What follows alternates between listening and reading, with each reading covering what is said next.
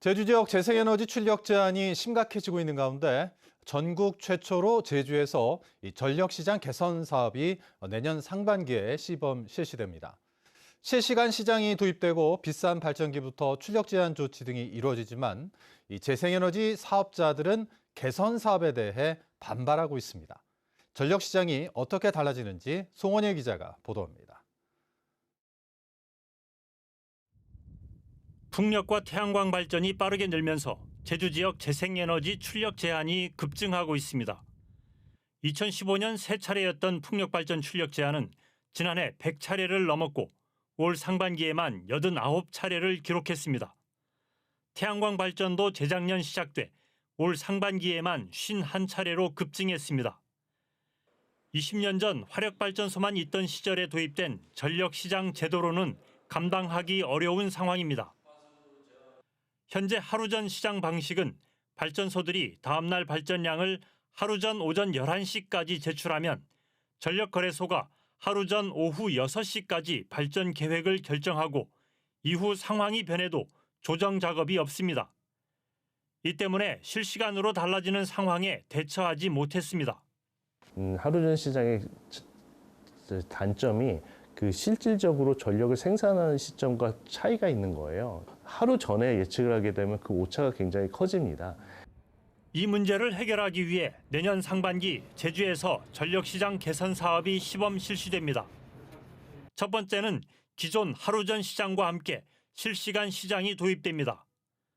15분 단위로 발전 계획을 조정하기 때문에 실시간으로 전력 수요와 공급을 조절할 수 있습니다. 두 번째는 예비력 시장이 도입돼 갑작스런 발전 설비 고장에 대비하는 에너지 저장 장치와 같은 예비 전력 자원에 대한 보상이 이루어집니다. 세 번째는 재생에너지 입찰제. 지금까지는 화력발전소끼리 가격 입찰이 이루어졌으나 앞으로는 재생에너지도 참여해 가격 경쟁을 하게 됩니다. 이에 따라 앞으로는 비싼 발전기부터 출력 제한이 이루어집니다. 가격이 비싼 발전기부터 발전 계획에서 이제 전력시장에서 낙찰되지 않는 형태로 이제 계획이 짜지게 지금 되어 있습니다. 그래서 재생에너지 파트도 경쟁의 시장 통한 시장에 참여를 하는 쪽으로 이제 진화되는 방향에 해당이 되겠습니다. 그러나 재생에너지 사업자들은 전력시장 개선 사업이 추진될 경우 책임만 커지고 수입은 줄어들 것이라며 반발하고 있어 갈등도 우려됩니다. MBC 뉴스 송원일입니다. 제주시 동부 지역의 중심지로 추진됐던 화북 상업지역 도시개발 사업 완공이 또다시 미뤄졌습니다. 도로와 하수 처리 시설을 둘러싸고 이 토지주들의 민원이 제기됐기 때문인데요. 특히 이곳에 들어설 예정인 아파트 건설도 자금난으로 이 계획대로 추진될지 불투명한 상황입니다. 조인호 기자입니다. 지난 2019년 착공된 화북상업지역 도시개발지구입니다. 21만 제곱미터의 땅에 새로운 시가지를 만들기 위해 지난해 말까지 도로와 기반시설을 완공할 예정이었습니다. 하지만 아직도 공정률은 66%에 머무르고 있습니다. 공사가 늦어진 것은 토지주들이 민원을 제기했기 때문입니다. 지구 안에 계획했던 오수펌프장을 다른 곳으로 옮기고 도로 폭과 차로 모두 늘려달라는 겁니다. 결국 제주시는 올해 말로 한 차례 연기했던 완공 시점을 2025년 10월로 또다시 연기하기로 했습니다. 오수펌프장 부지를 확정하고 인허가와 교통영향평가 심의를 끝내기 전에는 공사를 진행하기 어렵기 때문입니다. 인허가 절차 이행, 공사 기간을 고려해서 부득이 사업 기간이 다소 길어질 전망입니다. 심의가 확정되기 전까지는 도로 인도 포장이라든가 가로등 설치, 교통신호기 설치 등 후속 공정을 추진하기 어려운 실정에 있습니다. 특히 이곳에 들어설 예정이었던 주상복합 아파트도 계획대로 추진될지는 불투명한 상황입니다. 사업자가 844세대 규모의 아파트를 짓겠다며 2,660억 원의 땅을 낙찰받았지만 4차례나 기한을 연장해줬는데도 잔금 532억 원을 내지 않았기 때문입니다.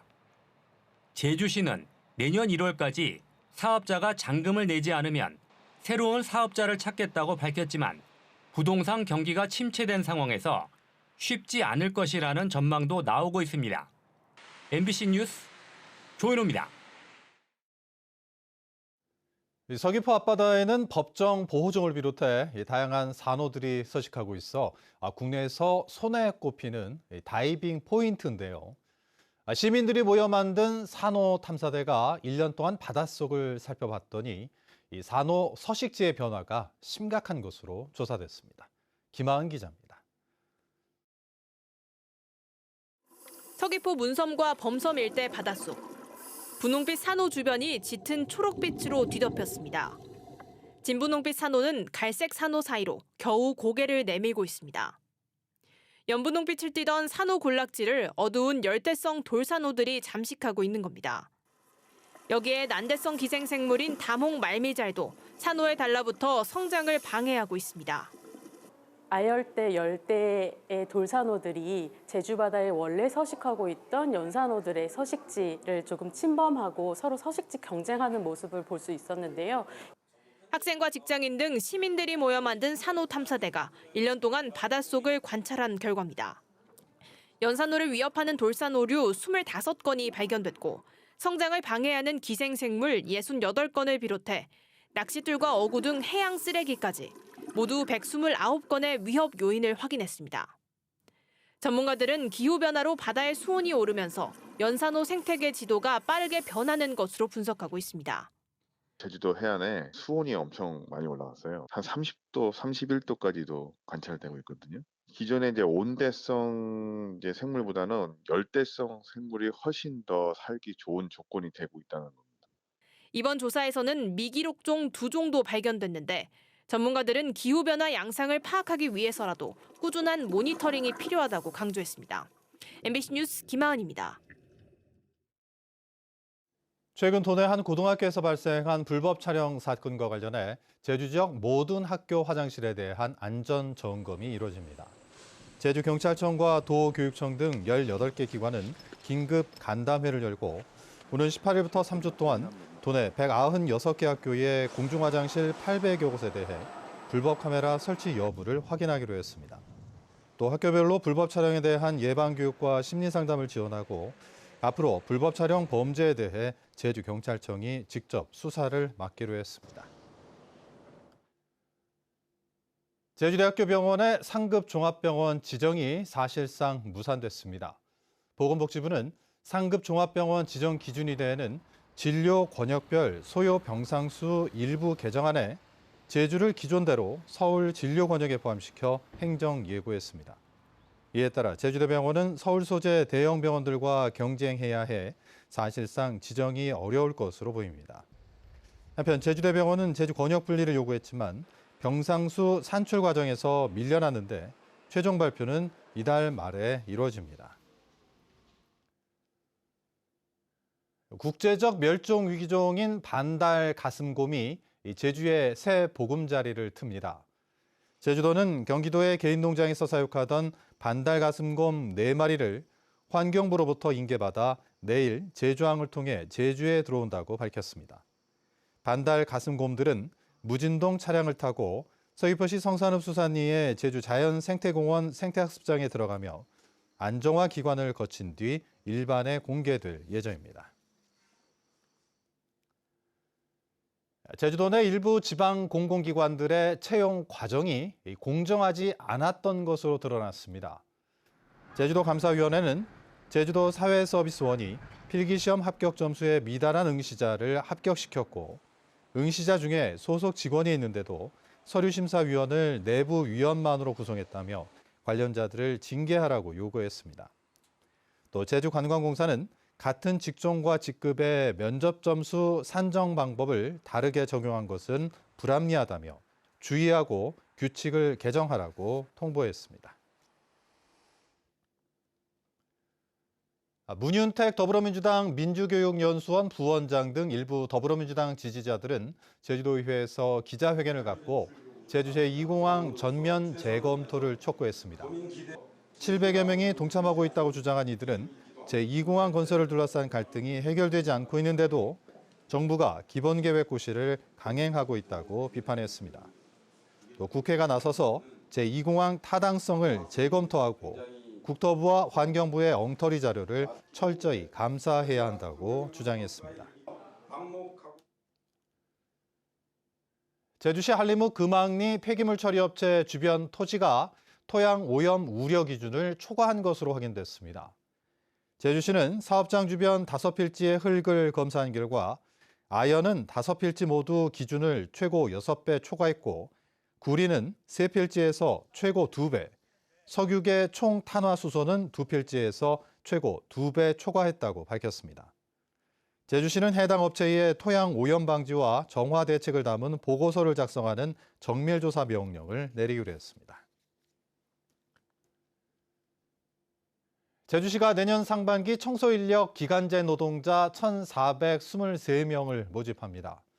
분야별로는 재활용품 요일별 배출제 도우미 530명과 재활용 도움센터 도우미 341명, 생활폐기물 수집 운반 189명과 가로 환경정비 127명 등입니다. 신청 기간은 내일까지며 제주시와 읍면동을 방문해 응시 원서를 제출하면 됩니다. 제주관광공사가 장기간 방치됐던 옛 노형 파출소 부지를 민간 투자 방식으로 개발합니다. 사업 방식은 민간 투자자가 건물을 짓고 20년에서 30년 동안 사용한 뒤 관광공사에 무상 양도하는 방식이며 건물 외부에 미디어 파사드와 5개 광고, 내부에는 관광 안내센터를 만드는 조건으로 내년 4월까지 투자자를 공개 모집합니다. 관광공사는 2013년에도 이곳에 민간 투자 개발을 추진했지만 사업자의 자금력이 불투명하다며 취소했었습니다. 국내에서 마약으로 분류되는 중국산 해열제를 불법 판매하려 한 50대 중국인 여성이 해경에 붙잡혔습니다. 서귀포 해양경찰서는 지난달 15일 제주 시내 한 도로에서 중국산 향정신성 의약품 100정을 중국인들에게 판매하려 한 혐의로 미등록 중국인 여성을 현행범으로 체포한 뒤 출입구 외국인청을 통해 강제 추방했습니다. 경찰 조사 결과 이 여성은 중국에서 택배로 약품을 받은 뒤 모바일 메신저를 통해 판매를 시도한 것으로 드러났습니다.